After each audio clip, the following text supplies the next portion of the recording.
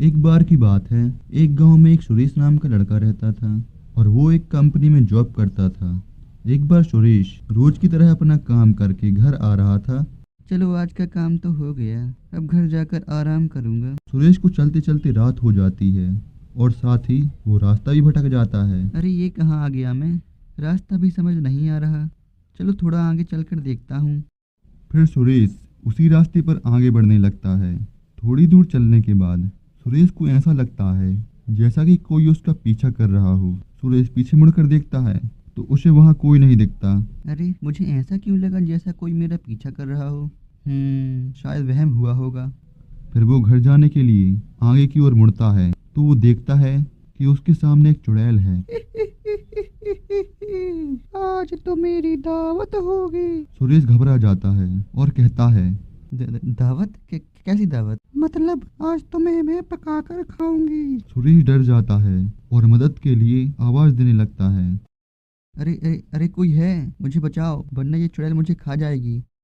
तभी चुड़ैल सुरेश पर हमला कर देती है और वो बेहोश हो जाता है। थोड़ी देर बाद जब सुरेश को होश आता है तो वो देखता है कि चुड़ैल ने उसे दो लकड़ियों के बीच बांध रखा है। अरे अरे कोई है, मुझे बचाओ, मैं यहाँ हूँ। वाह क्या बात है, तुमको तो बहुत जल्दी होश आ गया। अरे अरे कोई है, मुझे बचाओ, मैं यहाँ हूँ। अरे तुम फिर चिल्लाने लगे। अच्छा ठीक है, तुमको जितना चिल्लाना है चिल्लाओ, उसके बाद तुम चिल्ला थोड़ी ना पाओगे। लेकिन चुड़ैल इस बात से बिल्कुल अनजान थी क्योंकि सुरेश की आवाज किसी के कान में पहुंच चुकी थी।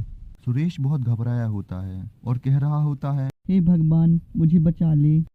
फिर चुड़ैल आग जला देती है।